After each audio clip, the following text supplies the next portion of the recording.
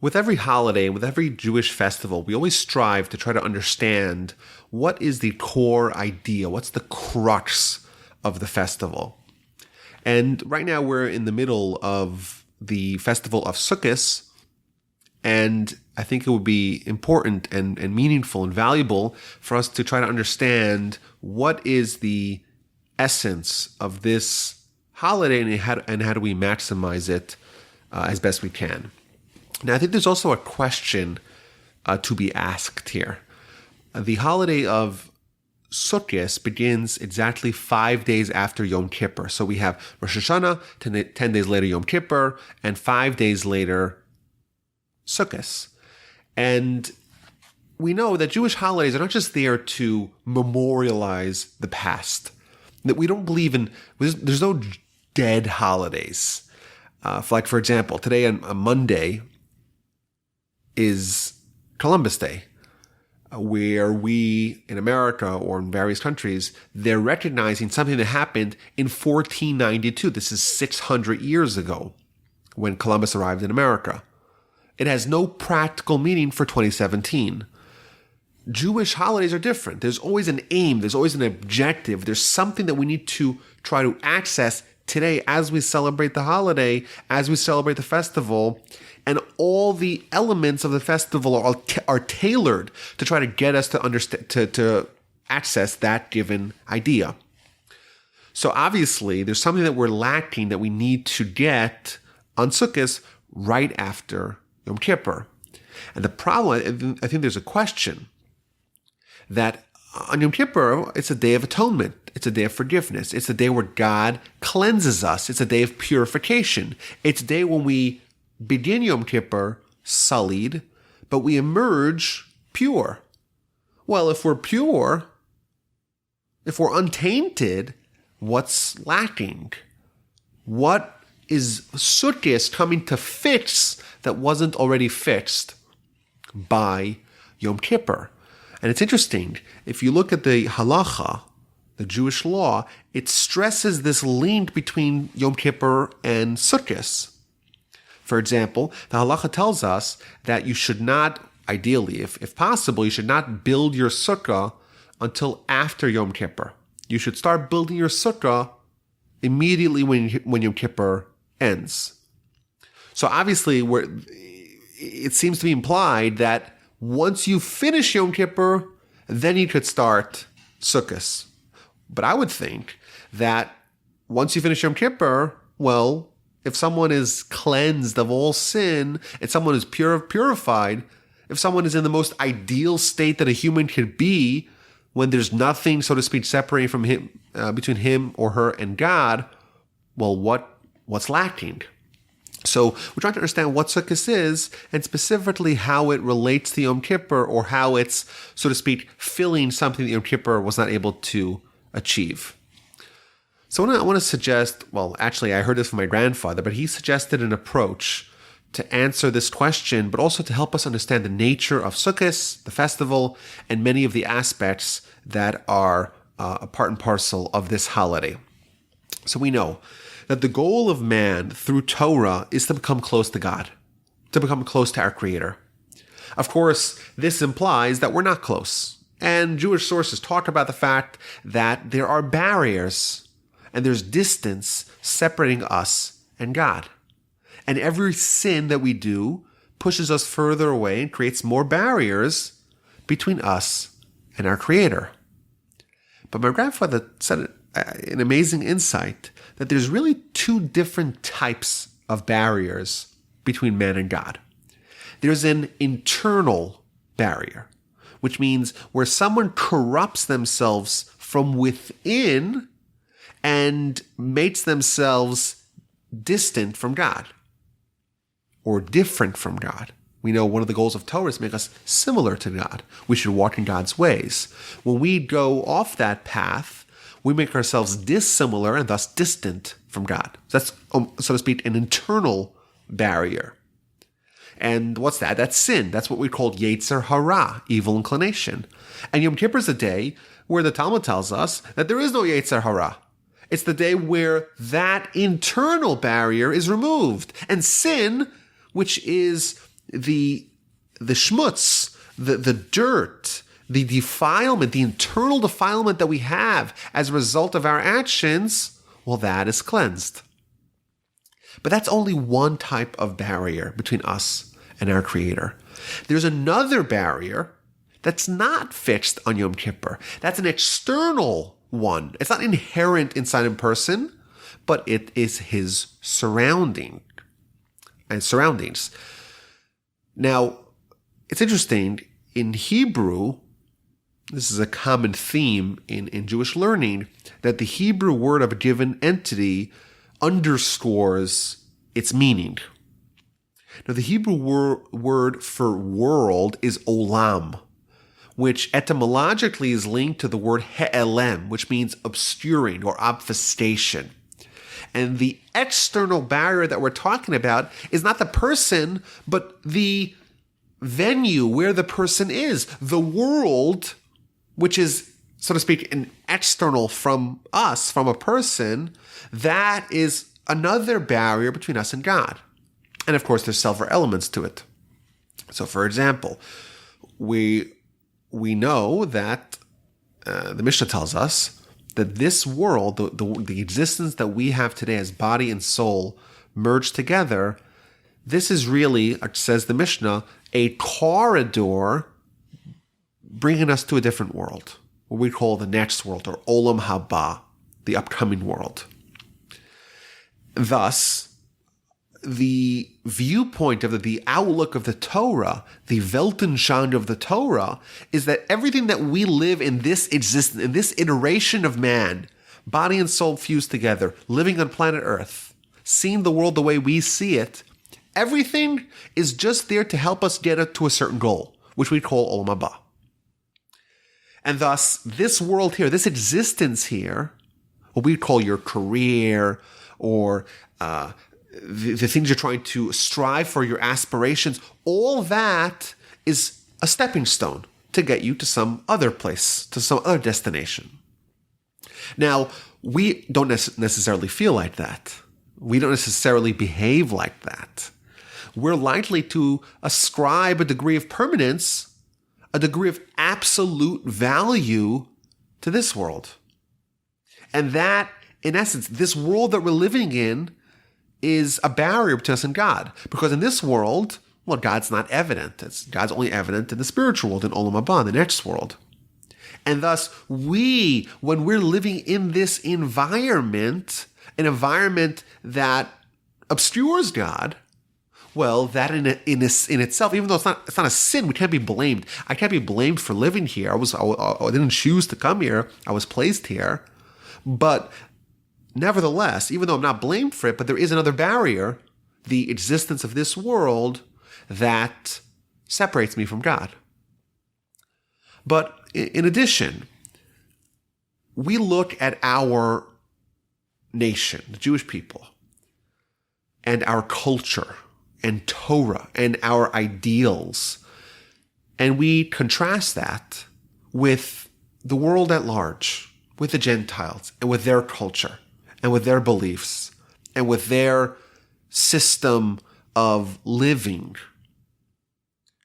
And when we evaluate these two, naturally we tend to assume that, well, Jewish people, it's 0.02% of the world's population, we're just a tiny sliver of humanity, and we're different, so to speak, from them. And they're more fixed, they're more permanent, and we're maybe a little bit more flimsy. And that, again, underscores this barrier. It's an attitude where so to speak, the Torah outlook, the fact that we look at this world as being upside down, because when this world is presented as being permanent, as being the end unto its own, we know it's only a stepping stone. And thus our ideology is totally in conflict with the vast world that we live in, and all the people, the majority of people. And in our heads, we say, well, our nation, we're the outlier. And we're the ones who are always on the cusp of being destroyed. That's our history. But the nations of the world, well, they have more security, and they'll be around maybe for longer. And that in itself is, that attitude is also an element of what we call this world, this external barrier between us and God.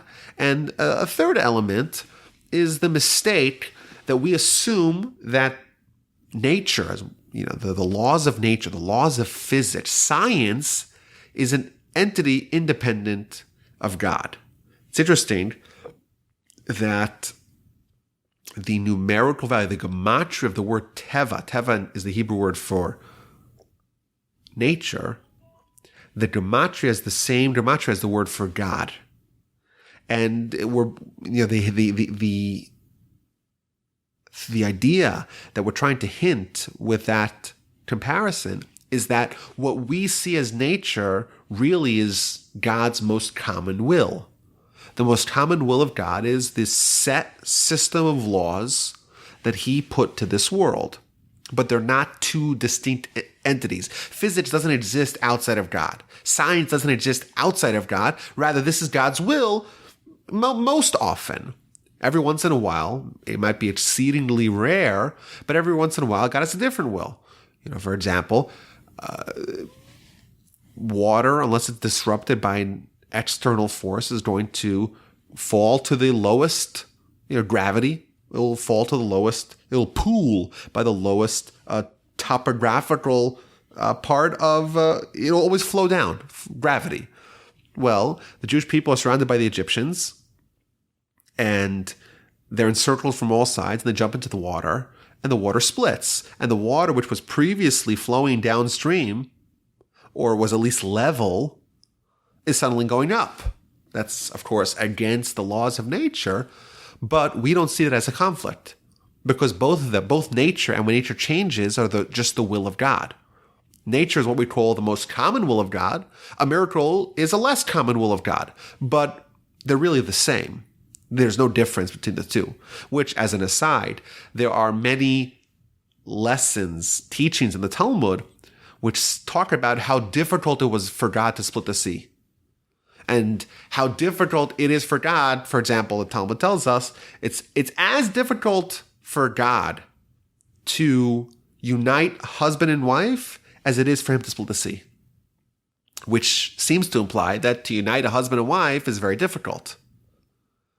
Another example, the Talmud also says it's as difficult for someone to have food to eat as it is to split the sea. Now, for us, we go to the grocery store, we get food, no problem. But to split the sea, my goodness, I couldn't do that. That's a miracle. But the truth is, what the Talmud is telling us is both of them are exactly the same thing. Both of them are the will of God. And God wills nature, and God says every once in a while, wills something else. Splitting the sea is something else. The fact that produce, agriculture works, that is nature. But both of them are just reflections of will of God. And we are likely to divorce nature as an independent entity from the Almighty. And these attitudes, these perspectives are part of what we call the external barrier. It's not sins themselves, but it's the conditions that can potentially evoke sin. These external barriers, it creates the possibility, the potential for the internal barrier to develop. Sukkot is the festival that shatters the external barrier. Thus, Yom Kippur is there to perfect and cleanse us internally, and thus remove the internal barrier between us and God. And Sukkot is there to disrupt the external barrier, and thus these two together can create the perfect relationship between man and God. So let's look a little bit at the mitzvos of Sukkot and see how they are directed at disrupting, upending the external barrier between us and our Creator. So, of course, first up, you have the eponymous mitzvah of Sukkot, sitting in the sukkah. The verse tells us in Leviticus. Basukkos teishvu shivas yamim, you should live or dwell in a sukkah for 7 days. The Torah is telling us to leave our permanent dwelling, move into a temporary dwelling, to go get a rickety hut, a gazebo, and live in it for a week, and then move back to our homes. So what's the idea behind this? Why are we told to abandon our climate-controlled homes and move into a temporary home? I remember growing up in New York, it was always very cold in the Sukkah. It's October, it gets very late in the year. And here in Houston, today it was 95 degrees in Houston. It's very hot. But the underlying, or the commonality between life here and there, or Sukkahs here and there, is that you're exposed to the elements. It's not an ideal, comfortable way of living. Why are we told to abandon our permanent residence and move into a temporary one? And I think the idea really strikes at the core, or one of the core tenets of our belief. And that is, like we said earlier, this world is a passageway, a corridor, a means to get to the next world. Now, importantly, the Torah does not eschew the existence of this world. We don't say this world necessarily is bad. The Torah, in fact, does not promote asceticism or living a monastic life. And it's an important distinction. We do embrace this world provided that it's a means to assist us in our true aim, which is service of God, which is living for the next world. Thus, we do believe in embracing this world, but not as an end unto its own. And therefore, what do? We go and we adopt willfully a substandard third world kind of living. You see pictures of tribes in Africa, and they're living in huts kind of similar to what we're living in now for these 7 days. The idea is, yes, this is clear. No one would say this is not a temporary residence. And we are embracing a temporary residence. Why? To remind us that life in this world, and indeed our permanent residence, is also temporary. It's also just a means. We're traveling to a destination. No one who sees a sukkah thinks it's anything but temporary. But when we see our house, that's a permanent dwelling. That's a home. It's built to last. But the truth is, the sukkah is home for 7 days. Perhaps the house is home for 7 years or even 70 years. But really, if you compare 7 days and 70 years, they're still in the same ballpark. They're just, both of them are temporary. Neither of them are truly permanent. It's only varying degrees of temporality. Well, what about Olam Haba? What about an eternal life? In comparison to an eternal life, they're both identical. They're both temporary. And it doesn't matter if this one's 7 days, this one's 70 years, so what? They're both temporary, and therefore don't hold a candle to Olam Haba. And thus, by sitting in the sukkah, we're trying to reinforce the notion that we are liable to forget because of these external barriers, because of this olam that we're living in it. We forget, by dint of our existence in this world, that this world itself is just temporary. And thus, by sitting in the sukkah, we're able to capture that, to remember, to experience the fact that it is temporary. And indeed, the Talmud tells us that we specifically sit in the sukkah at a time where it's not necessarily so comfortable. Maybe in the spring, it would be really nice to sit in a gazebo. It gets the fall, it gets kind of cold. Maybe then people kind of go inside. Specifically then, we go sit in the sukkah to remind us that there is a message here. And the message is that this world is temporary and we are striving for the permanent one. There's a famous story with Chafetz Chaim the great leader of the Jewish world in the early part of the 20th century. He met one of the Rothschilds, or one of the wealthy Jewish families, and he was the greatest rabbi around. So he was visiting Poland, and he went. This great wealthy businessman went to visit this great rabbi, this sagely venerated elder of the Jewish nation. And he goes and he sees his home, and it's sparsely furnished, and the couches have patches all over them. And he asks him, he's like, I can't believe you live in such squalor. How is it? How are you living here? And the Chavetz Chaim tells him, says, well, this is not my real furniture. So he tells him, well, where is your furniture? So he returns with a question to him. Well, where's your furniture? Well, my furniture is in Vienna. My furniture is, I'm just traveling. So the Chavetz Chaim tells him, oh, I'm also just traveling. My permanent home is in Olam Haba, and here I'm just traveling. And this is really the notion of the Sukkah. And it's to dismantle the last barrier that separated us from our Creator. It's interesting, the Radvaz was one of the great rabbis of the 15th century. And he wrote a book called Ta'amei Mitzvos. It's officially called Metzudas David. What this does is it gives us the meaning behind all the mitzvos.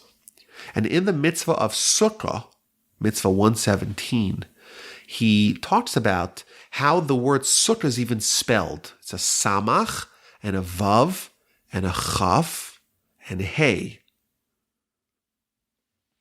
And if you look at this word, you'll notice something really interesting. If you take the samach and the hey, the first and the last letters, and you add up the total, the numerical total, you'll come out with the same amount of letters, same numerical value as the name of God, the way we pronounce it. If you add the two internal letters, then it's 26. That equals the name of God that we don't pronounce. Thus, you have both names of God, the one that's revealed and the one that's hidden. Both of them are coming to fruition in the Sukkah.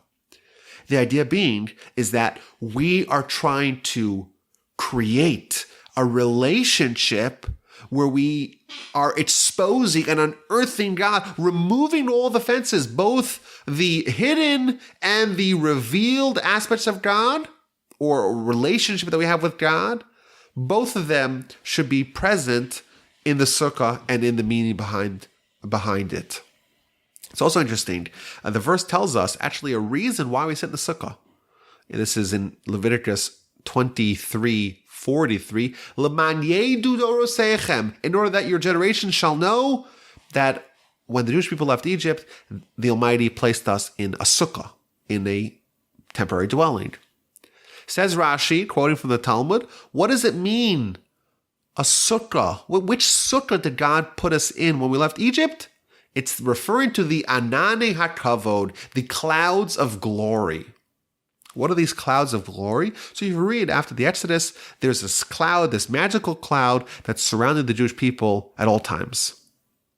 But I really think that this kind of nails the point. When the Jewish people were surrounded by clouds of glory, what that means is they were enveloped externally by God. There were no barriers. Of course, this doesn't, if there's a cloud surrounding you, it's not referring to who you are internally, but it is demonstrating that God is surrounding and in enveloping the nation. There's no barriers between us and Him from outside of us. On Sukkot, sitting in the Sukkah, we're trying to again recapture those clouds of glory, that relationship that we had when we left Egypt, when we were at our peak. I think there's also another deep insight here. I want to suggest that this attitude is actually the key to gaining entry to Olam Haba, to the next world. It's not just if you believe it, it's a belief on its own. It's not an independent belief. Rather, this belief and being guided, or having our behavior be guided by this belief is in itself what engenders the rite of passage to Olam Haba. How so? So the Talmud in the book of Avodah Zarah in the beginning, very strange episode, a futuristic episode. It's talking about what's going to be after Olam Haba is unearthed, or in the future. After Mashiach, after everything, there's going to be an appeal. The non-Jews are going to say, we deserve some Olam Haba too. Why? Because the Jewish people, they had mitzvos. The mitzvos, they were the keys to unlocking Olam Haba. We didn't have mitzvos. Had we had mitzvos, we too would have achieved that same greatness. And the Ma'aser is going to tell them, oh, well, okay, I'll give you one shot. I have one mitzvah. It's an easy mitzvah. It's not an expensive mitzvah. It's called Sukkah. You do it, and you get what it is that you're hoping to get. Okay, so the people, the non-Jews, they go and they build a sukkah on top of the roof, and they might have made it really hot. And it's so hot, it's so unbearable, they get out of the sukkah and they kick it in disgust, and they move back into their air-conditioned homes. And the Ma'aser says, okay, you see, they weren't even able to uphold one mitzvah, one easy mitzvah. So, of course, there's many questions about this. When exactly does this happen, and how does this happen, and all those questions aside. But I want to look specifically as to why is the litmus test of all the mitzvahs to select, if we're going to give one mitzvah to the non-Jews, give them a chance, give them an opportunity to gain Olam Haba, why Sukkah? Why is this mitzvah the determining factor of someone's eligibility to Olam Haba? But I think also, in addition, the Talmud is telling us some event that's going to happen in the future. Has not happened quite yet. Now, the Talmud does not tell us future events unless it has a practical lesson for us today. You know, if it was just something that's going to happen in the future, a lot of things are going to happen in the future. Why does the Talmud find it necessary to tell us this particular event that's going to happen in the future? Let's wait and see. We'll see what happens. Obviously, there's some lesson inherent in this future episode that's relevant to us today. So perhaps we can say that what the Talmud is hinting with this story is that indeed the idea of Sukkah, the idea of being able to bear living in a substandard situation, is actually the key to unlocking the permanent situation in the future. Everyone needs to choose which world they're going to live their permanent life in. If someone says, I want to choose to live this world as my permanent life, by doing that, they're necessarily rejecting the next world. They don't want to have the next world as the permanent life. Thus, we specifically, when we choose to make this world our temporary life, that enables us to have next world as the permanent one. Which mitzvah symbolizes the fact that this world is tempered more than any other? That's the Sukkah. In the past, I've given an analogy to help explain this. When people travel for business, they like to get a business class seat, or now they have these fancy, these new jets that they have these lie flat first class seats. You get your own bathroom. You get these towelettes that you get to wipe off your sweat. It's a pretty good way to travel. But I think no matter how exclusive, no matter how luxurious a first class seat is, it's never quite as comfortable as my couch. And my couch is certainly not comfortable as my bed. How come, if so, how come I could get people to pay $6,000 or $10,000 to be locked up in a cylinder with total strangers and to have an experience that's less comfortable than one where they would just sleep on my couch. Today there's this thing called Airbnb, a big company where people could rent out their house or even a room in their house to strangers to live in it. I have a brilliant idea.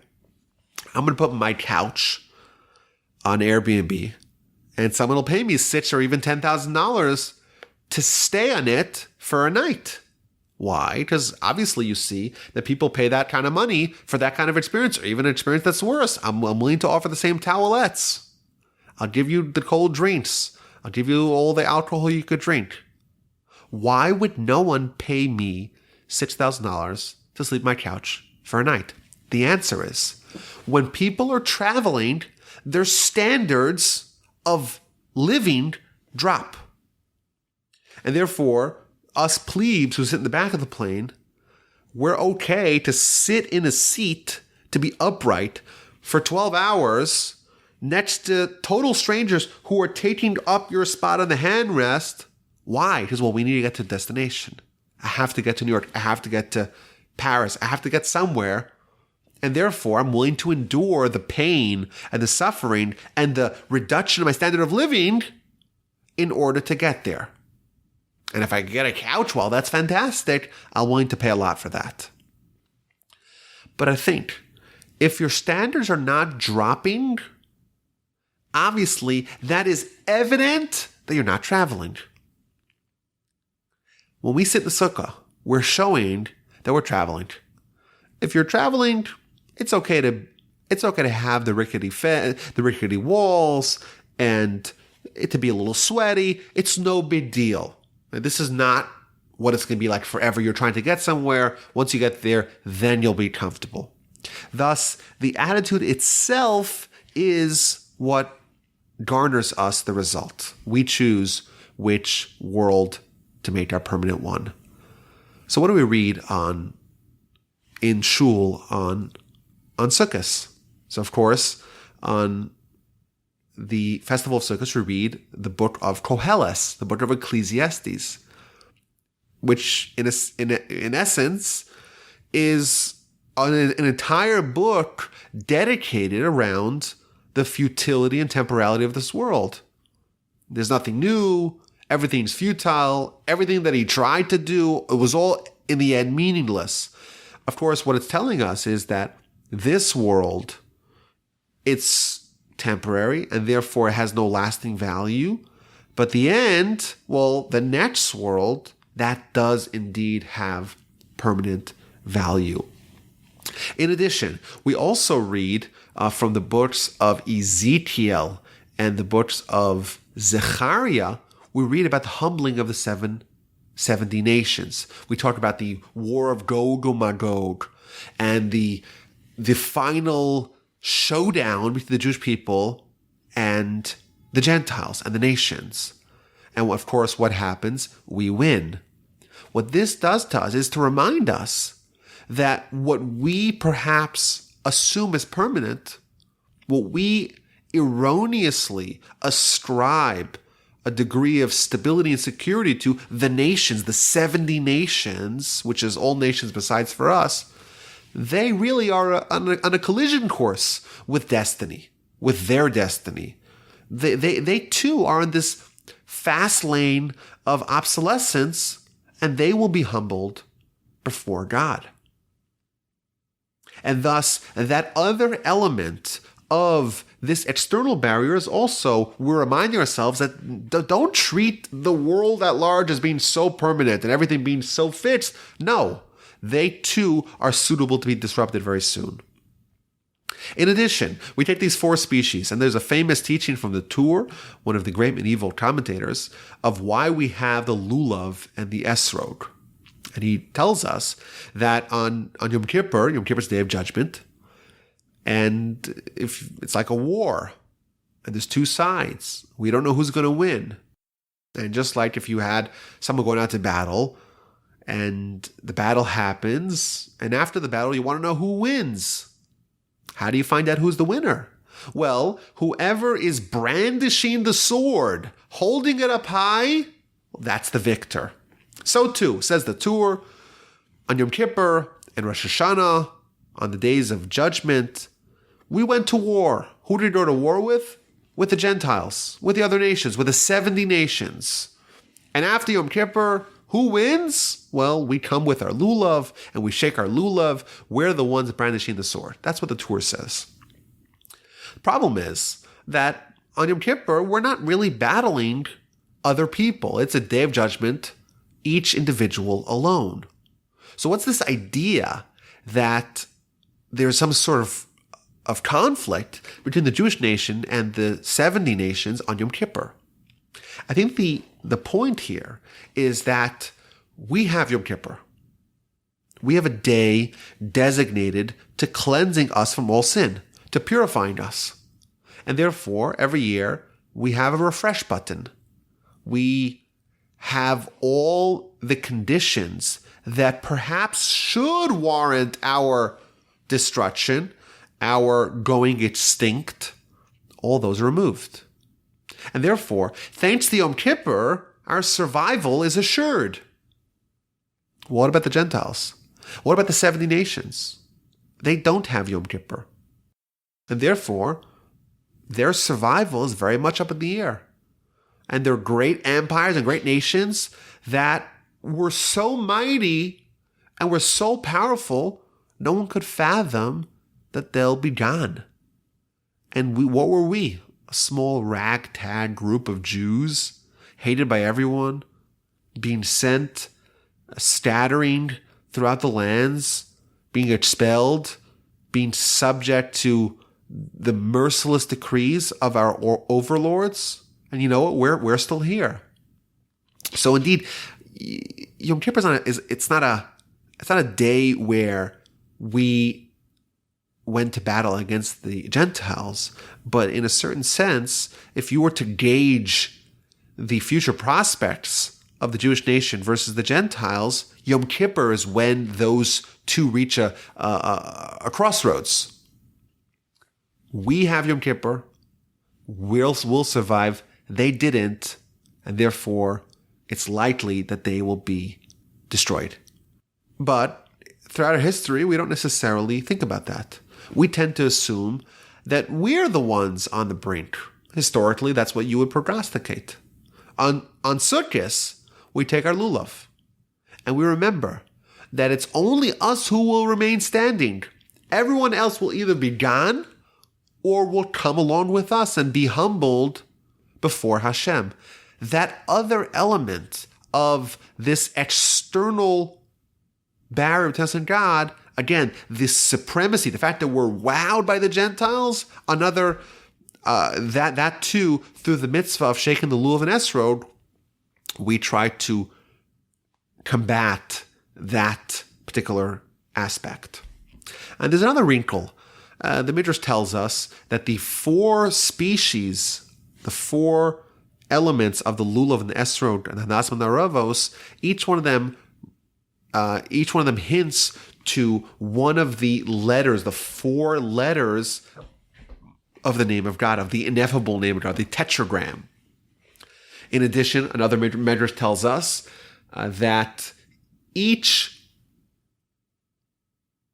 of the four species, there is a corresponding verse that uses the words of these four species in reference to God.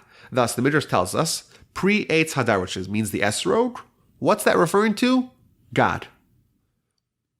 The lulav, what's that referring to? God. Why? Because there's a verse in Tehillim, in Psalms, that uses the same word as Hadar to reference God, and Kapos Tamarim, Tamar to reference God, and the other two as well. Thus, we are holding a fruit and some branches and some leaves, and we're engaging with various items that ostensibly are products of nature. They grow from the ground. And what does the Midrash tell us? What are we supposed to think about that? Each one of them is reminding us of one letter of God, and thus together we're trying to remember God. In addition, each one individually is really referring to God too. Thus, this whole mistake to ascribe an independent existence to nature, that too is being addressed on this festival. How does the festival end? So there's a day called Shmini Atzeres, the 8th day of Sukkah. Sukkah is 7 days, and the 8th day is Shmini Atzeres, the 8th Atzeres.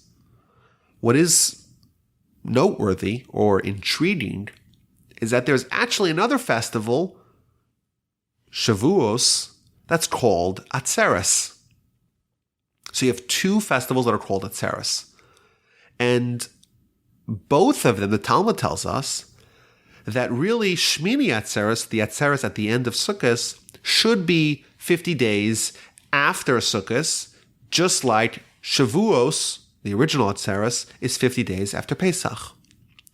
But why was Shmini Atzeres, why was it appendaged to Sukkot? Well, because it would be inconvenient. Because if the people, we know on every festival you have to go to the temple. And so Pesach, well, that's in the spring. Shavuos is 50 days later. It's towards the beginning of the summer. Well, it's not so inconvenient to go visit the temple in the summer. However, if you were to make Shmini Atzeres 50 days after Sukkot, that would be smack in the middle of the winter, and therefore it wouldn't be convenient for us to come to Jerusalem, and therefore this other holiday was just added on, tacked on to the end of Sukkot. What's also surprising is that both Atzeres, the Shmini Atzeres after Sukkot, and the Atzeres of Shavuos don't have a specific mitzvah to do. There's no shofar to blow. There's no lulav. What's this idea of this mitzvah, of this festival it's just a festival for almost a festival's sake? There's nothing that we could do, so to speak, to accomplish it, to actualize it. And I think this really shows us what the culmination is. We said, we have all manners of barriers between us and God. We have internal ones, we have external ones, and we're trying to remove them. So in Yom Kippur, we remove the internal ones. Hopefully on Sukkot, we remove the external ones. Well, what do you have left? All you have is man and man's creator. And therefore, the day, but both Shmini Atzeres and Shavuos, you don't need to have, so to speak, a mitzvah to engender that closeness, to bring about a closeness between man and God. It's the day itself. There's this union already. There's no separations between us and our Creator. And I think this idea, this insight it really, I think, brings the festival, the holiday, Sukkot, into clear focus. It's an entire roadmap of what it is we need to do to create that perfect relationship with our Creator. That's indeed the goal of our life. It's achieved through mitzvos, but there's also 7 days for us to really dwell, to really ruminate on these ideas. And hopefully we accomplished the first half on Yom Kippur, where now we have a path, we have a roadmap, we have a guide, we have a manual to hopefully tearing down the other wall that separates us from our Creator, and hopefully thereby we could clear the path and access and be worthy of entering Olam Haba. I hope everyone has a wonderful holiday, a wonderful festival, and look forward to speaking to you soon. Chag Sameach.